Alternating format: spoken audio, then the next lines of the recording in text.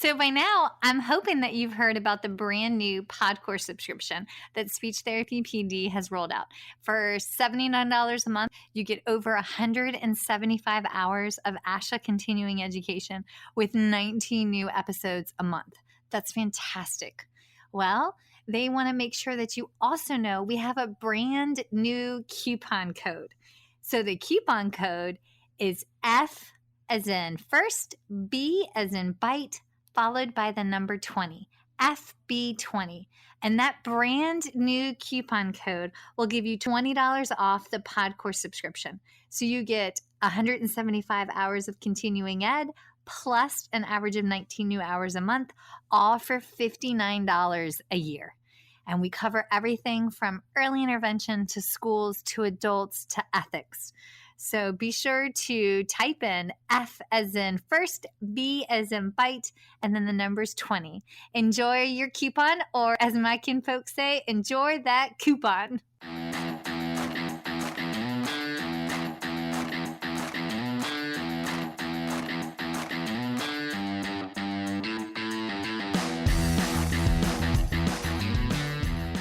Hi, folks, and welcome to First Bite, Fed, Fun, and Functional, a speech therapy podcast sponsored by SpeechTherapyPD.com. I am your host on this nerd venture, Michelle Dawson, MS, CCC, SLP, CLC, the All Things Peds SLP. I am a colleague in the trenches of home health early intervention right there with you. I run my own private practice, Heartwood Speech Therapy, here in Coletown, South Carolina, and I guest lecture nationwide on best practices for early intervention for the medically complex and fragile child. First Bite's mission is short and sweet, to bring light, hope, knowledge, and joy to the pediatric clinician, parent, or advocate. By way of a nerdy conversation, so there's plenty of laughter too. In this podcast, we cover everything from AAC to breastfeeding, Ethics on how to run a private practice, pediatric dysphagia to clinical supervision, and all other topics in the world of pediatric speech pathology. Our goal is to bring evidence-based practice straight to you by interviewing subject matter experts. to break down the communication barriers so that we can access the knowledge of their fields. Or, as a close friend says, to build the bridge. By bringing other professionals and experts in our field together, we hope to spark advocacy, joy, and passion for continuing to grow and advance care for our little ones. Every fourth episode, I join in. I'm Erin Forward, MSP, CCC, SLP, the Yankee by way of Rochester, New York transplant who actually inspired this journey. I bring a different perspective, that of a newish clinician with experience in early intervention, pediatric acute care, and nonprofit pediatric outpatient settings. So sit back, relax, and watch out for all our squirrels and enjoy this geeky gig brought to you by SpeechTherapyPD.com.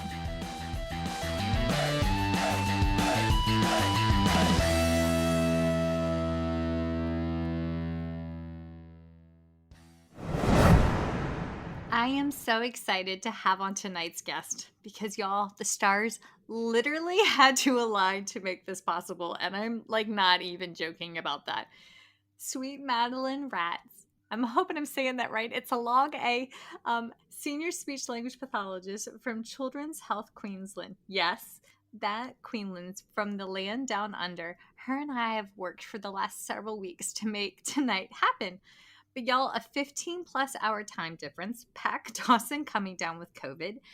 Thank you, Boo Bear Dawson. And then, holidays and life. But y'all, the stars did align, and here we are. Ta-da! In case you missed it, I had the pleasure of interviewing Madeline way back at the very start of the worldwide pandemic on evaluation and treatment of pediatric feeding disorders in episode 11 of Talking Teletherapy, a speech therapy podcast, which, full disclosure, is also sponsored by SpeechTherapyPD.com, and each episode also counts towards an ASHA CEU too. Anywho, y'all, Madeline is moving and shaking up the world of PFDs, and can I get a red carpet rollout tonight for her? Da-da-da-da-da-da-da.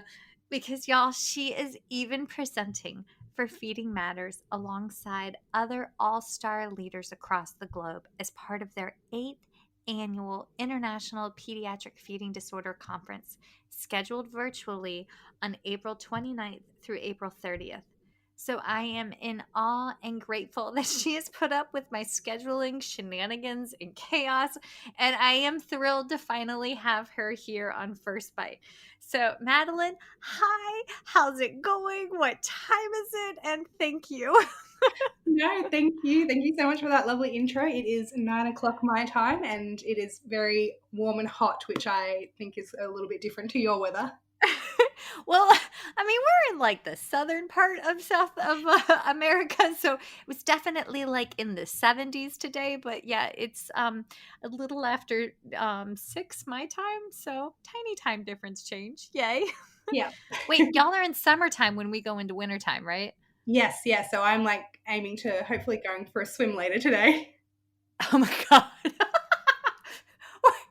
At dinner, Christian was like, we really just need to throw away the kids' plastic pool. By time next summer rolls around, it's going to be like chipped and frayed. And I'm like, yep, to Dollar General come May. Have fun. Better you than I, friend. Oh my. Okay, so you've been rather busy and you're pretty close to finishing up your PhD, right? Yeah, I'm hopefully going to submit sort of early next year. Yay. It's pretty exciting I sort of started my PhD in tele in about 2017. So it's been a crazy ride, and obviously COVID has really changed the landscape of tele. Yes. Okay, wait. So folks, backstory. When Madeline and I talked last time, she was talking about her research is actually uh, all about how to use teletherapy for evaluation and treatment of PFDs. And it was not as common prior to COVID, and now it has been, we've had to embrace it, right? But she Yeah. was on the cutting edge of this before the rest of us kind of had to sink or swim. So she's had time to learn and grow, and she has years of experience to share with us, which is just fantastic because I don't know how it's going in Queensland, but or overall Australia, but here in the States, the numbers are just rising astronomically. And I can tell y'all firsthand, um, COVID is nothing to play with. As best as Pac Dawson did to try to keep it out of our home, it managed to sneak its way in.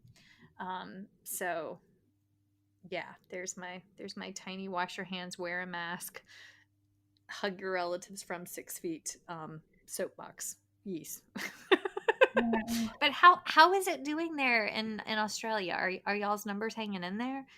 We're very lucky in Australia, and particularly in Queensland where I am, that we haven't had like there's no community transmission of COVID. All of our sort of COVID cases are returned overseas travellers who are in quarantine. So we're very blessed in that respect, that we've sort of it hasn't been as big, sort of my sort of some of the other states in Australia. So people might have heard about Melbourne, which is in Victoria. They had quite a significant lockdown, but they're coming out of that now and doing really well. So we're very lucky in that respect. Yeah, and you're very sweet about your intro of my PhD, but I was very lucky to, one of my supervisors is Professor Liz Ward, who has been doing tele research in adults for many years, many years. And then I'm also really lucky to have got to work with Dr. Claire Burns and Dr. Jean Marshall, who, they've also, Claire Burns' PhD was in telepractice as well. So I've got to learn from experts and sort of learn from what they've done, which has been really great. And it's been lovely. I sort of started, I suppose, my telepractice experience clinically. A lot of it came about because the state that I work in, Queensland, is it's very large. It's about 2.5 times the size of Texas. Oh my god. Yeah, I just have to look that up before I talk, before I go and talk to anyone, because I feel like that gives a nice explanation of sort of the geographical area that I service. And Yeah. so Yeah, we sort of use telepractice to help support our families who live very rural and regionally, and we have families who live sort of hours from any sort of nearest town or health service as well. So What is the industry? Is it desert? Is it I have so many different questions. Like what does Queensland actually look like? um, it's quite so like it's quite different, like the middle sort of part of it versus like up the top north, which is quite tropical and rainforesty, versus out when you get sort of it's a lot of like farmland or quite bare sort of red. It just Queensland, I think, is quite diverse in sort of how the state looks. That's amazing. I did the Google and I pulled it up on a map, and even on Google Maps, it's got different colors and it's beautiful. Oh my stars! Is that the Great Barrier Reef to your right or Yeah, east? yeah. So that's up the top north, so sort of where it's quite tropical and rainforesty. Oh my stars! Yes. Okay. Well, I'm adding Queensland and coming to visit you post COVID, Yes, and we'll say hello. How about that? We'll add that to the dream bucket list. definitely sounds great. Nice. Okay. Well. Okay. So I have. I'm dying to know since we last talked, and I think, forgive me, I think it was April or May when we last recorded, but have you seen an uptick in outreach in general in the field of teletherapy for pediatric feeding disorders, or like an interest? Have you seen that grow globally?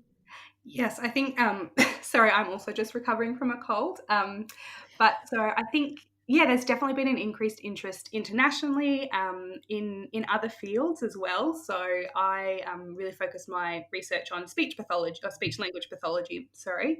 But then sort of some of our colleagues at work in occupational therapy and dietetics are really getting on board telepractice and sort of really embracing this sort of change and this different service delivery model.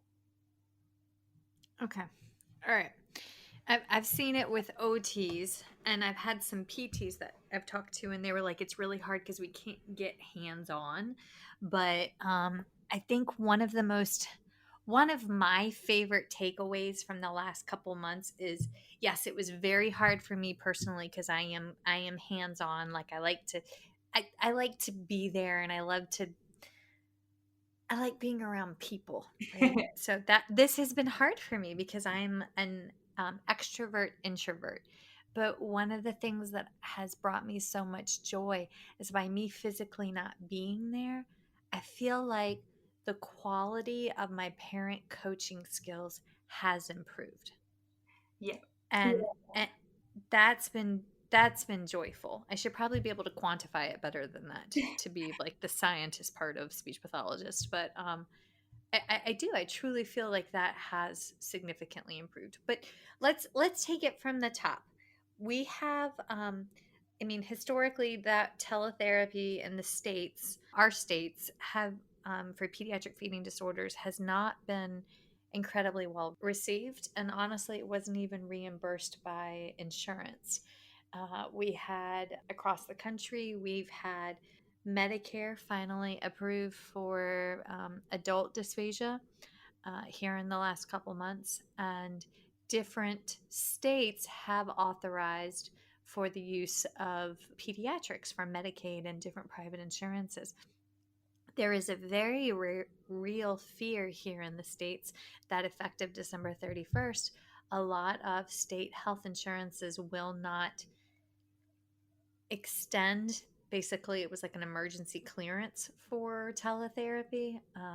However, unfortunately, with our numbers on the rise, I think that we will see teletherapy continue to be approved for the next couple months. So there are some folks that have not yet transitioned into teletherapy. So what factors do we need to consider when we're jumping into this?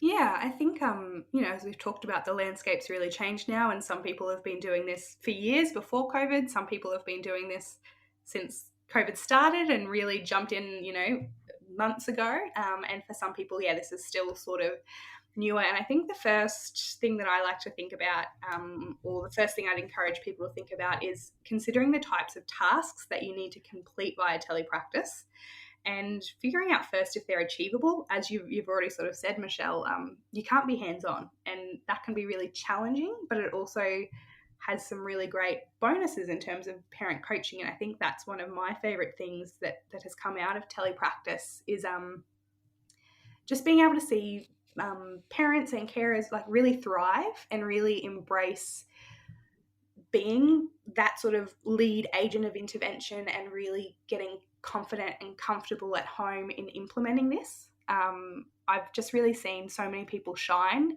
with sort of that change. But so I think, once you've figured out if it's at all achievable to, what things you can and can't do via telepractice, then considering how you're going to modify some of those tasks for the tele environment. So, for example, an infant oral reflex exam, usually you're in person for that, and you're touching, the infant's face and doing all of those sorts of things. But when I do that via telepractice, what I do is I've got some set instructions, and I actually coach and talk a parent through doing that, making sure I've got a really good camera set up so that I can see. But that's something that's really quite easy to sort of talk a parent through doing. And sometimes if you haven't sort of thought about, okay, well, I need to do this, how am I going to do this?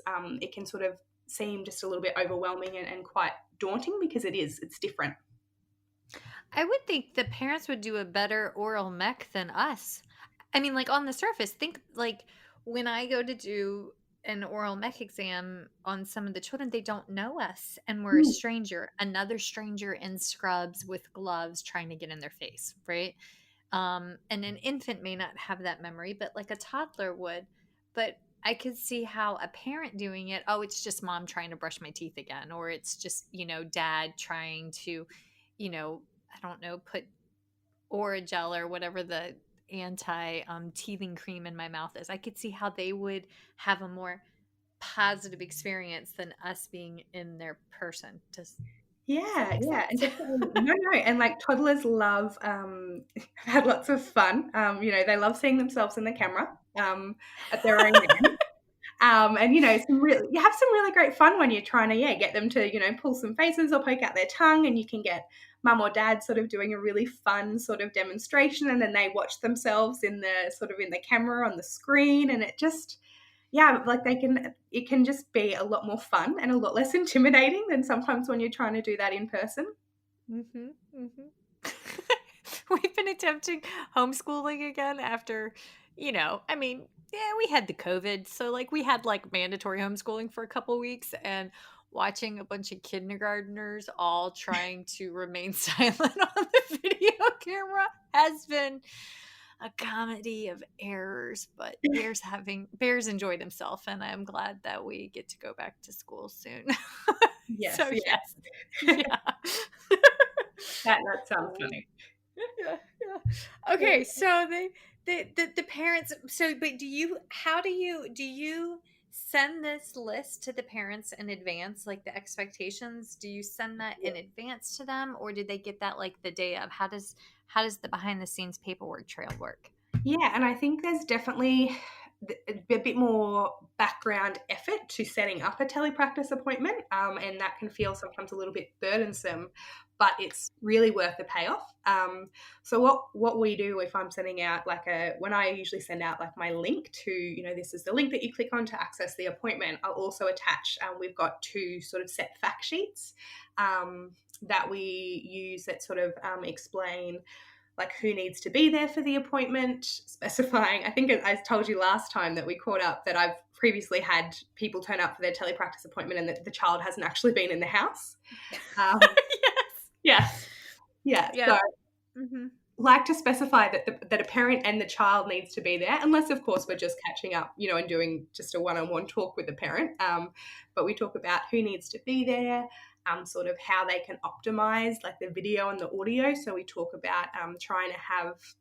So one of the issues is that if sort of you're holding like a smartphone, your arm gets really tired. but B, Yes. and sometimes this might depend on the system that you're using, but for me, that really pixelates the images because it's sort of moving all the time. And so what we found is getting the parent to set their device up on a tripod or like supported by books or something so that they're not holding it and it's not moving really improves the image quality. So, we give them some tips on that. We send them sort of a list of have these sorts of things prepared. So we talk about, having all of the nipple and the bottle ready, or having sort of some easier foods and some tricky foods. Or if we're doing a therapy session, we'll do a bit of planning with the parent about exactly what foods we need to have prepared. And then we have sort of some common camera angles with some picture examples so that they sort of know what we're wanting them to set up. You also mentioned, and I'm still trying to wrap my brain around how amazing the health insurance must be in all of Australia, that this is paid for and that they even have like community covered internet So, or something like that. so it was that.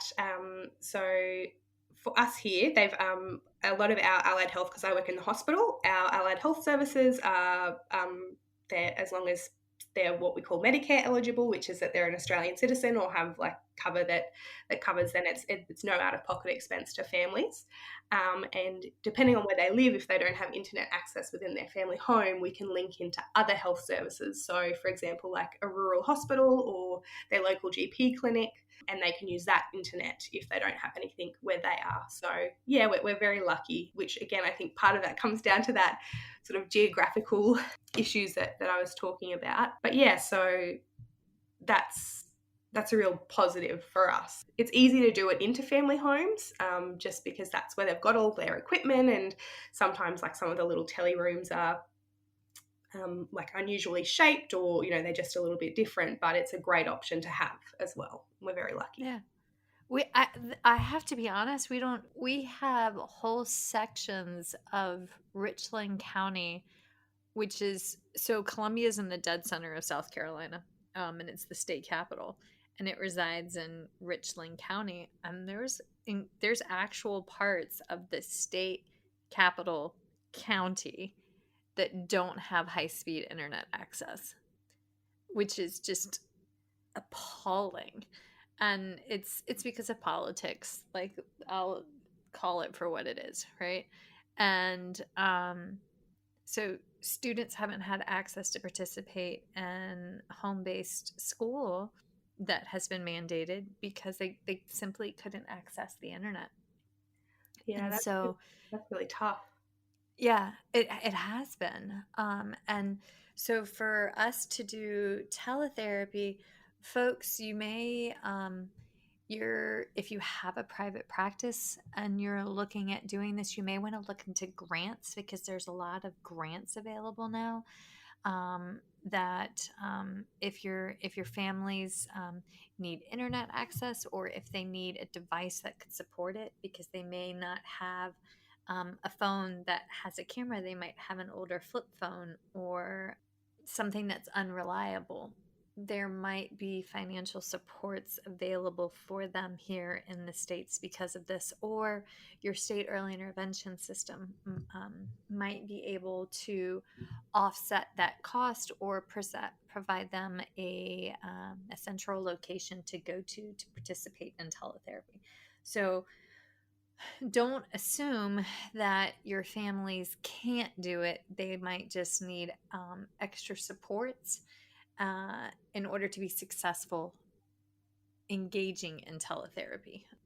We've had to get very creative, and it has definitely highlighted deficits within our healthcare system that a lot of us knew about, but we didn't have to face until this many months in. Yeah, that's the most PC I can get about that. Yeah. So we're just gonna move the conversation along. Okay, so what other you're making Australia sound really pretty, darling. I'm just saying. I don't know, but I've seen pictures of y'all snakes, so hopefully not. Yeah, not a fan of the snakes or the spiders, but Y that's okay. yeah, no. No, we my Goose is really into these books right now. This is his 8-year-old boy brain, right? Where it's like, who would win the ultimate battle? And it pits, like, one actual creature against another actual creature, and he was like, "Where can we go see all these cool snakes?" I was like, "Australia," and your mother's not going. So, like yes, yes. Okay, alright, so tell us, what else do you do behind the scenes to get your family set for success? Yeah, so as I said, we there's a lot of email communication beforehand and sending those fact sheets. As I said, if we're doing sort of an intervention session, either we might talk about it like at the end of their previous tele session of planning out Mhm, the foods or what they need to have prepared. So I'll just make sure that I know or that they know what types of foods we're going to be presenting. So mhm, that ideally I could have some similar things because, even though you can't be there directly hands on, I use a lot of, and I think you were saying you did as well, Michelle.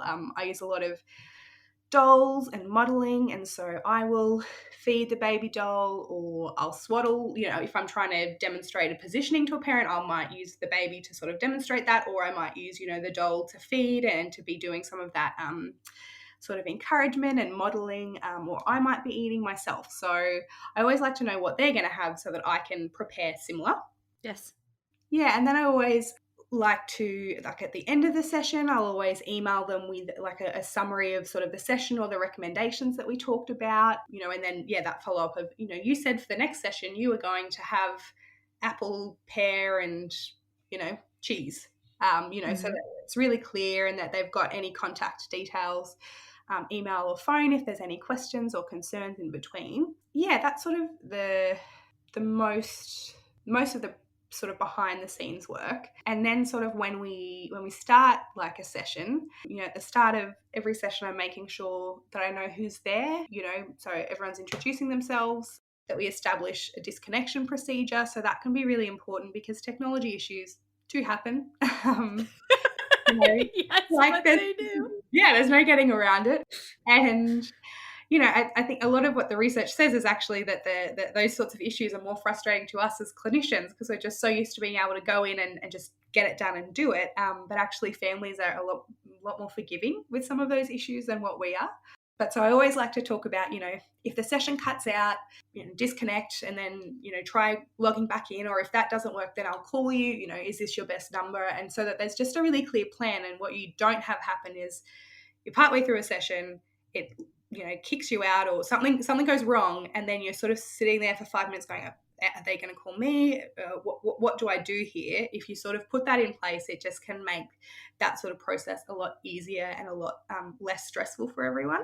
And then similarly, also we establish safety procedures. So, that if something were to go wrong, which ideally it's not going to, but if there was a medical emergency or something like that, they would be responsible for commencing first aid and contacting emergency services, and just again making sure that's really clear at the start so that you don't get further down the session and then it's very confusing and sort of stressful in the situation.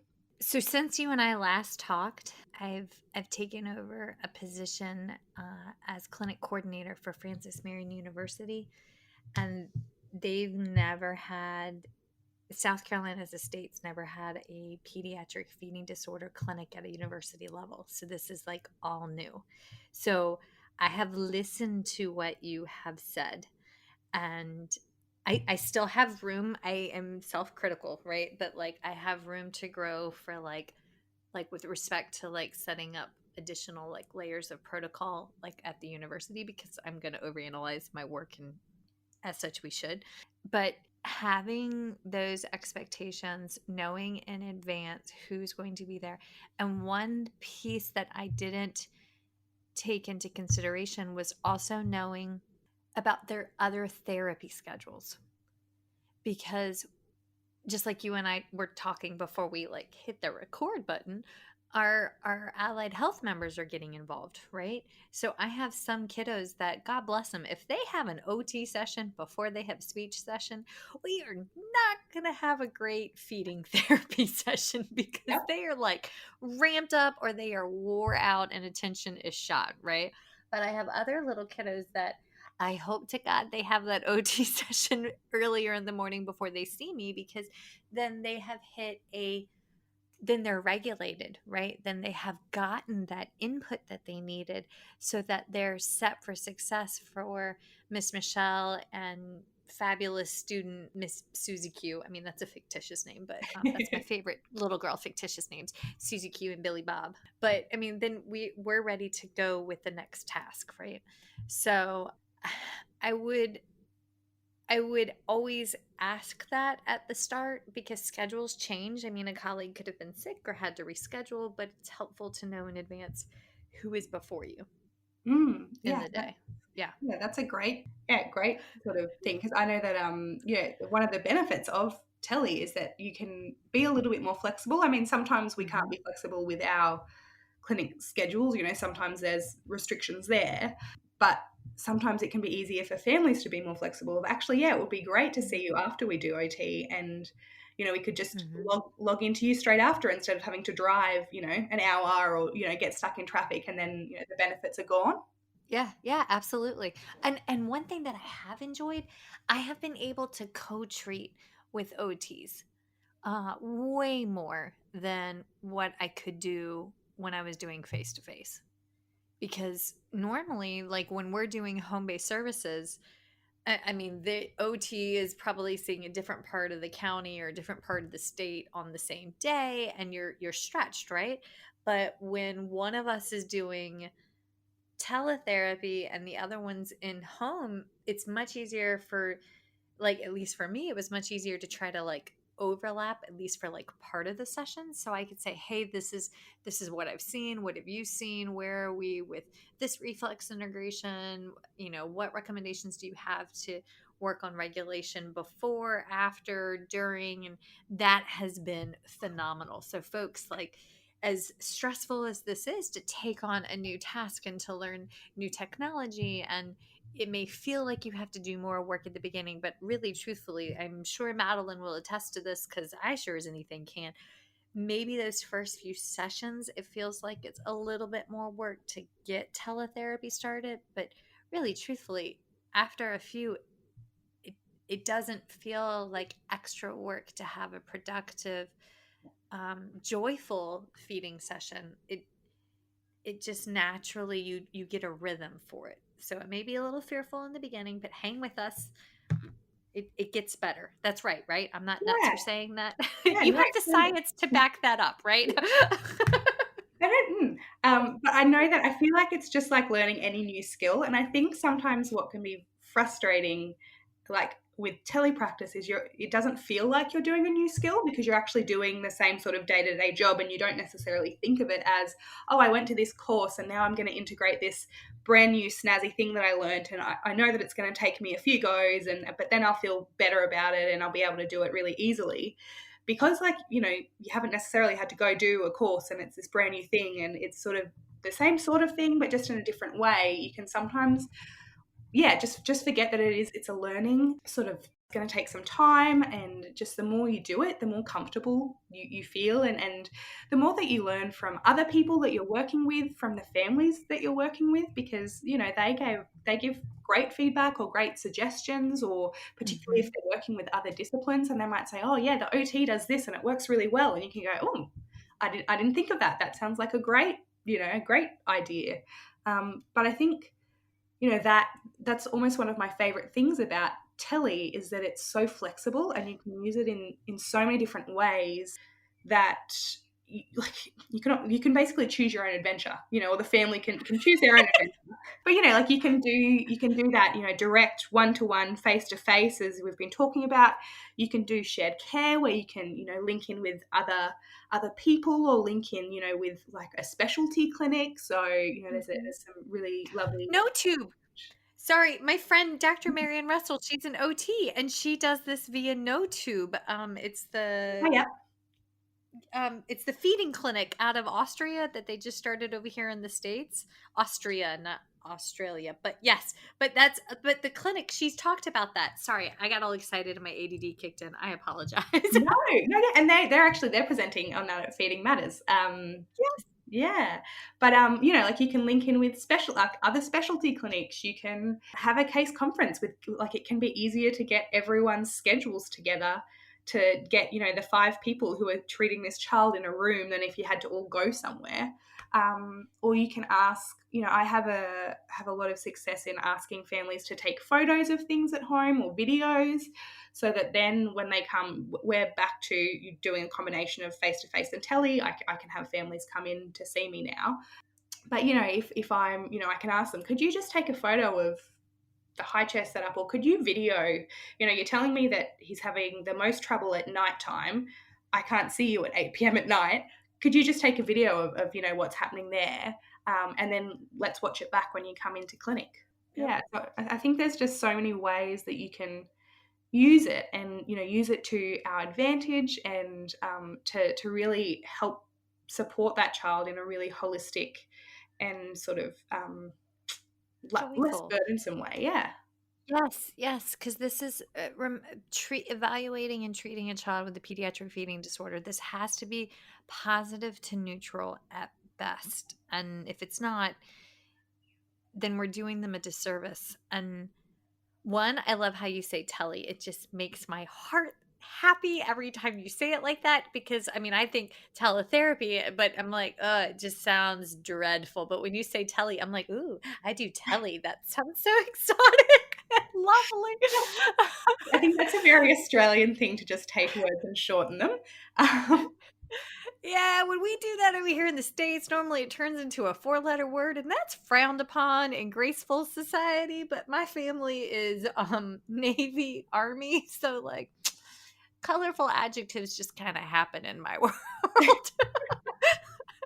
Shame on me. My granddaddy was a drill sergeant, and Lord Almighty, he can't ask you to pass the salt shaker at the dinner table without at least one 4-letter word. And that was normal growing up, right? Because he was a drill sergeant.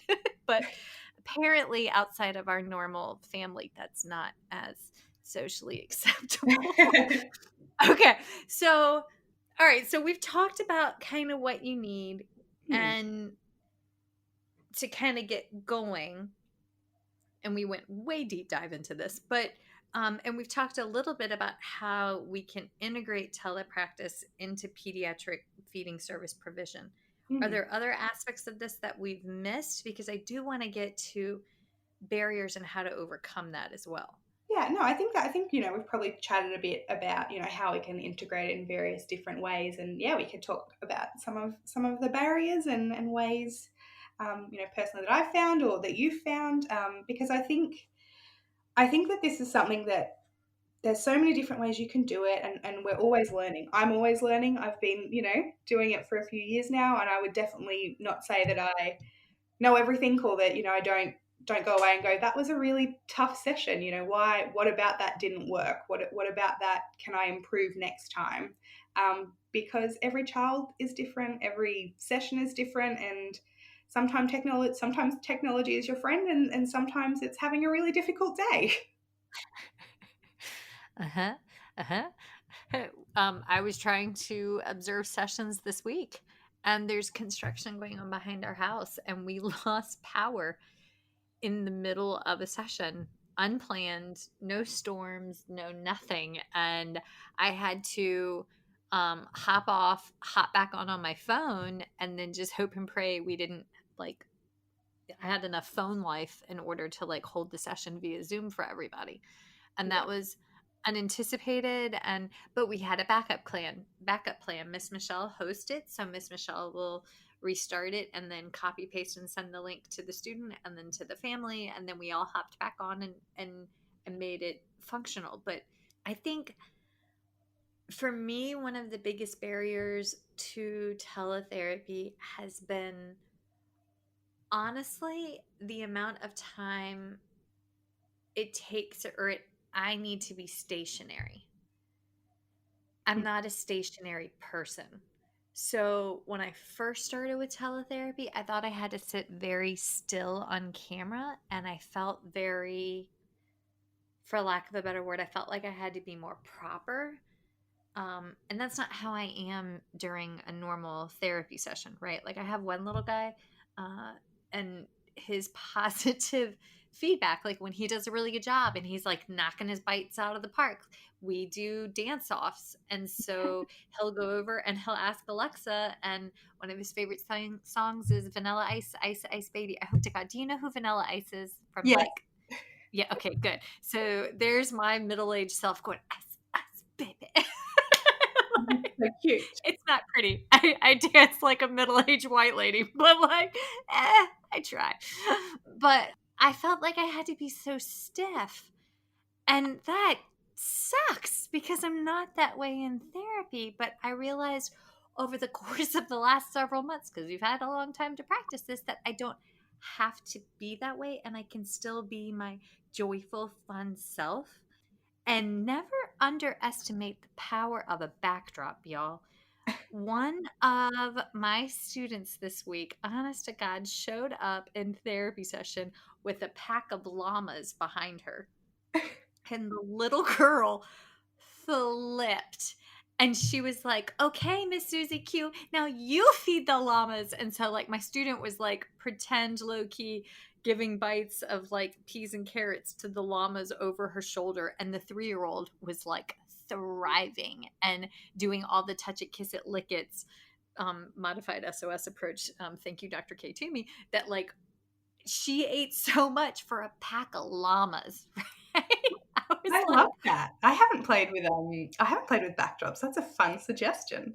I would never have done that because I'm technologically challenged, but leave it to a younger student to just do something to make it fun, and then bam, this kid has so much success in this therapy session. And I was like, oh, llamas, there, we're doing this again. Miss Michelle's going to remember, pack of llamas, feed the llamas. But also the little girl did her L right for llamas, so like bonus. Yay. But those were so barriers, stiffness for me. I don't, what happened, some of the barriers for you? Yeah, I think as I sort of talked about earlier, some of that pixelated images, which I've sort of, found some workarounds in terms of just making sure the device is stable. For me, one of the biggest things, which sounds really hilarious, but I'm not a technology whiz, although I'm doing my PhD in telepractice. Um, I am Love it. I'm not great with technology. I have to, yeah. My partner, he is like, if I have a problem, I'm like, oh, I need this computer to do this and share to this something, and he'll help me figure it out. So I think for me, one of the biggest things was just knowing and being able to problem solve those technology difficulties, because it doesn't overly come naturally to me. And what I found was the best thing to do was we use a specific web, like a health service web platform that's sort of secure, and our families download like an app, and then they just click on the link and it takes them to the video sort of session. It's really handy. But so what I did was I downloaded on my personal device the sort of app that they use, and then I played around with it, and I would, I'd go into all the different facets and go, okay, well, when I link in, I can't hear me because it's sort of auto set to like headphones instead of speaker. And so I played around with it all and practiced turning off the video and putting on the video, and doing different things, so that then I felt more comfortable and actually knew how I could help families if they were stuck, because I sort of knew the platform and what some of those issues could have been. So that was one of my biggest things. That's really smart. Yeah, and I do practice runs with the girls that I work with. If we're, because technology isn't everyone's cup of tea, and so for people who feel less confident, I'll say, well, do you want to just do a little practice session where you can practice actually just linking in, figuring out how to do that to start with, and then I can link in, and then we can practice different issues with technology, and we can try and problem solve them. Yeah, and it's helpful. That's really smart. I'm sorry, my brain's going and I'm like, I need to do this one because we had the not knowing who's going to be there, right? Like I Yeah. have found out minutes before a session that, oh, by the way, I'm tied up over here, so the babysitter will be there, or so and so just threw up, so I'm in the back room, so Big Brother is helping. Those kind of things, right? I mean, because families have multiple children and puke happens, um, and and having to navigate those new people through.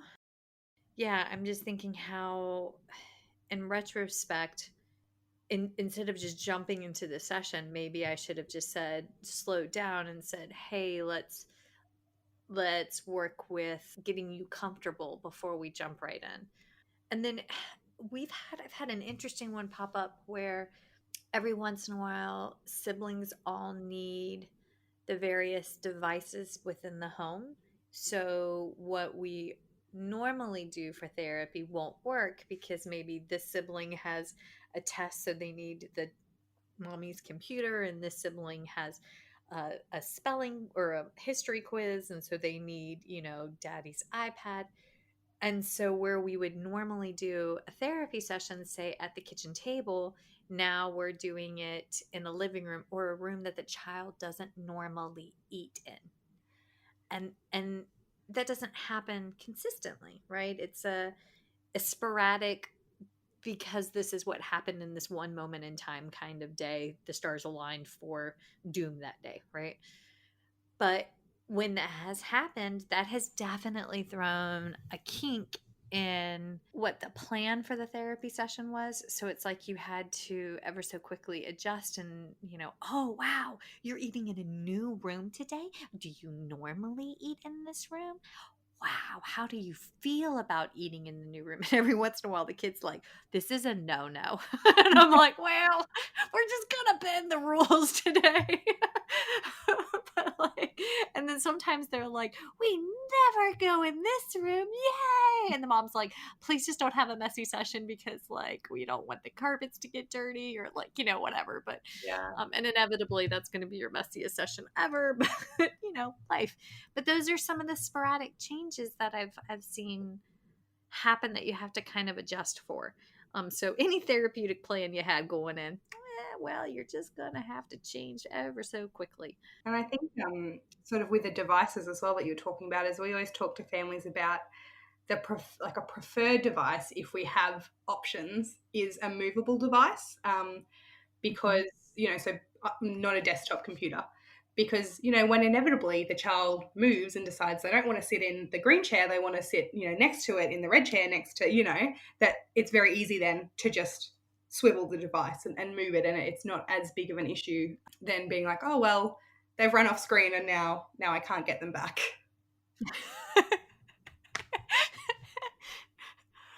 My very first teletherapy session, Bear, he was 5, he walked in and had a giant bloody booger on the tip of his finger. And he goes, this just fell out of my nose. And I was like, that's a lie. Like, I like ever so quickly wiped it off his finger, sent him running in the other room, and one of the patient's mommy was very cool and calm, and she goes, "Well, the physical therapist 2-year-old yesterday stripped butt naked and ran behind us during therapy, so I got to see her 2-year-old bolting," and I was like, "Oh, Oh, this is our world now." yeah, So tough the times. Yeah, yeah, but those are those. So, folks, creativity and grace, and then something else that has been a very real barrier for us, at least, is COVID fatigue. Mm, Like, I'm freaking tired, y'all, and yes, probably because we just had COVID, and like, to be fair, I'm like really exhausted and basically all I want to do is sleep still. But the emotional, mental, and physical fatigue of the stress of trying to make sure that I am giving of my time, talents, and energies to the patients while still giving that to my family and my home, and still giving that to my students, and still giving that to my friends, my village, and also to myself. And that's a lot of giving out and not a lot of protecting my own energy. So I feel depleted, and it leaves me, and this is a very honest, raw statement, it leaves me feeling insufficient and lacking in a lot of fronts. And that's because we are month 100 billionth into a pandemic, and we're all feeling that way. And so I have found that where my sessions used to be an hour, I'm stretching all of us too far with that hour, right? So one, COVID fatigue for me has manifested in that barrier. And so I found that if I go with a 30-minute session or a 45-minute session, then we're doing okay. And I have some little guys who, if we get in there and we do a great coaching session for like 15 or 20 minutes and the parents have gotten what they needed and they have a plan in place for next week, and that's all they can give because they are also as equally exhausted trying to manage other sibling schedules or the tiny human having a change in their diet or new meds, then that's a great session.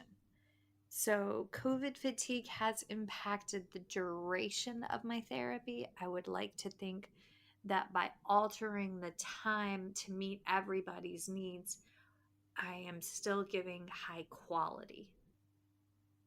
Yeah. I think, yeah, you're so right. And that was such a lovely way, I think, to explain how lots of people are feeling because COVID has been scary and unexpected and a lot of adjustment for people both in personal areas and, work and home. And like, it's just been such a big change. And then this is learning a pretty big skill on top. And I think, yeah, it's, looking after yourself where you can and being kind to yourself and Yep. knowing that, yeah, you're doing, it's hard and you're working your best. And so are the families that we're working with who are, yeah, got all the kids at home and it's really different. Yeah, it's been a really interesting year. I think I was reading something that I think it's like a year anniversary of COVID or something. The first COVID case was around this time last year. Wow. Oh my Yeah. gosh. Wow. Holy cow. That's so profound. I just need a moment to like process this. You know, squirrel, but when I was little, I always wondered, how did people fall in love and get married during World War II? With the whole world crumbling and everybody falling apart, how did they still? I'm like such a romance at heart. Can you tell, Madeline, that like I am like a perpetual like rose glasses, and I love Nora Roberts and all the gushy love stories, right? Especially when there's fairies and princesses involved. I am girly girly. But now that we're this far in, I get it, because life and love doesn't stop. It keeps going. It's harder, but I think it makes so much more meaning in what we do, because it makes everything is so tenuous and very fragile. And so I feel like what we do has more meaning. Yes. Okay, before I start getting super gushy and like my eyes start leaking, dun dun dun, let's go to some benefits. Okay, so what are some benefits that you've identified when through tele? Did I say it right? Yeah. Tele. I feel so worldly. Okay, so what are your favorite benefits? Let's end on that. Let's go Yeah, this through is a those. nice one to end on. I feel like I've got lots, but as we sort of talked about sort of throughout, I've loved sort of that increased carryover and that increased confidence for parents, and seeing some really meaningful changes because they're implementing things in their everyday with their everyday. As I think we talked about last time we caught up, I work in a service where clients and patients come to my outpatient clinic. So I don't really go to homes and do home visiting. So for me, the opportunity to see people in their homes and to work with what they have and, to really go, oh, yeah, that's, let's maybe try this slightly differently, and to be able to coach them in that way is phenomenal. And I feel like I've had so many great wins and gains through that I wouldn't have got to have if they were having to come in. So that's been a really big one for me. I really do feel that the coaching aspect of this, that carryover, you're right. I think that's the biggest. Because so here in the States we're having this, it's this weird transition period across the country, going away from direct intervention for early intervention and moving to best practice for coaching. And different states do it excellent, and then other states are still kind of like catching up on it. But I feel like tele I feel so cool, but I feel like using teletherapy has driven that model. And I'm going to say this, and y'all can throw the tomatoes at me afterwards, but I am not a proponent of chewy tubes and Z vibes and non speech oral motor exercises for increasing PO tolerance. Last week we had the amazing Marcia Dunn-Klein on with Get Permission Approach, and we've had Dr. Marion Russell on to talk about why we need to have all of us go to the table with the tiny human. And I feel like the use of teletherapy has made us as a profession reassess what it is that we're doing in our feeding sessions. And I have seen the evidence based approaches behind SOS, Get Permission. I have seen the shift back towards that and embracing the research there. And that might be my most grateful moment with teletherapy, is that I feel like we're finally embracing the evidence behind treatment of pediatric feeding disorders. And it does not require plastic, and that's wonderful.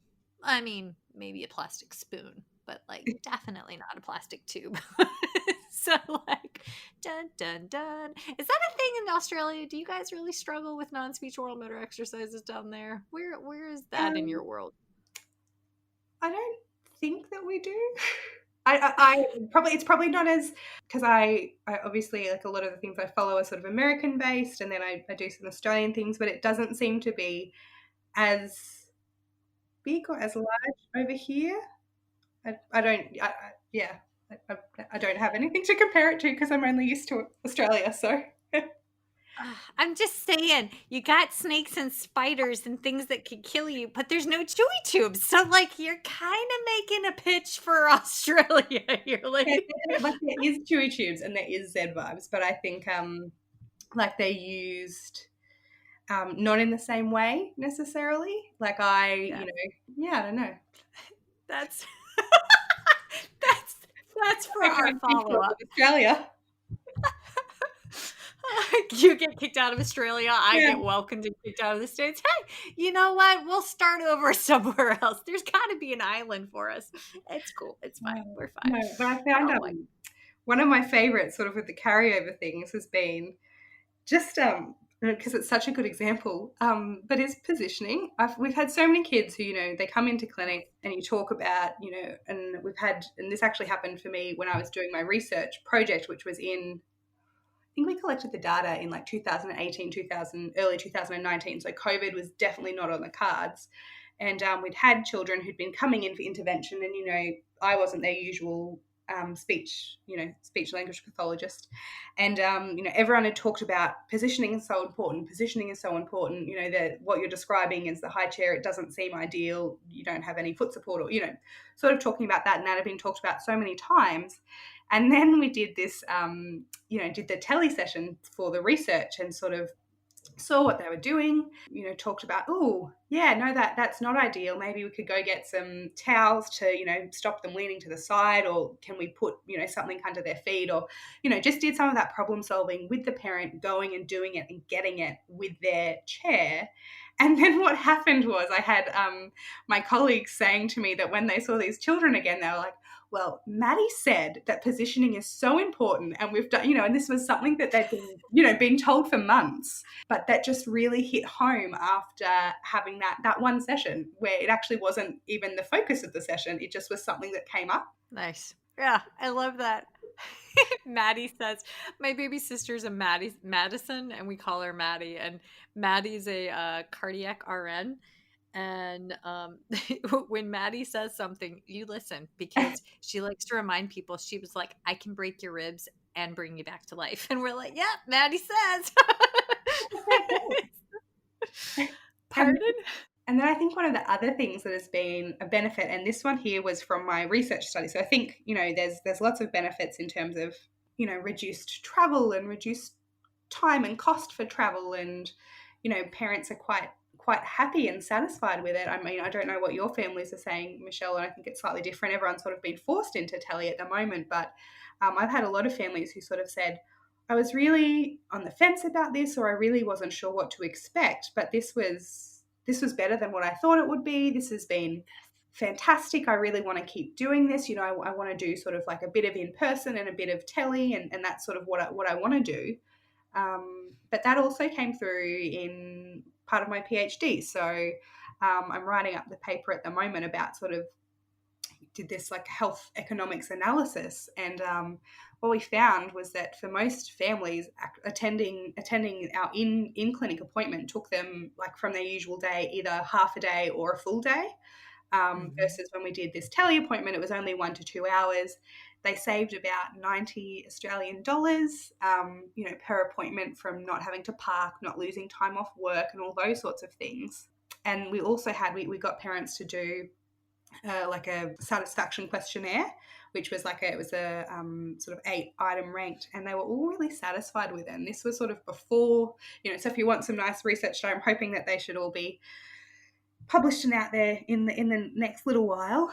But that was before COVID, and now I think we're just seeing more and more families who probably wouldn't have opted for tele before, because it's different and it's a bit intimidating. But as they're getting experience, sort of similar to clinicians, sort of as they're doing it, they're going, oh yeah, this is quite good. I really like this aspect of it. Yeah, have you found similar? Yes, I have one family in particular that we have their child is on palliative care measures, which is like one here in the States, it's like one step up from hospice.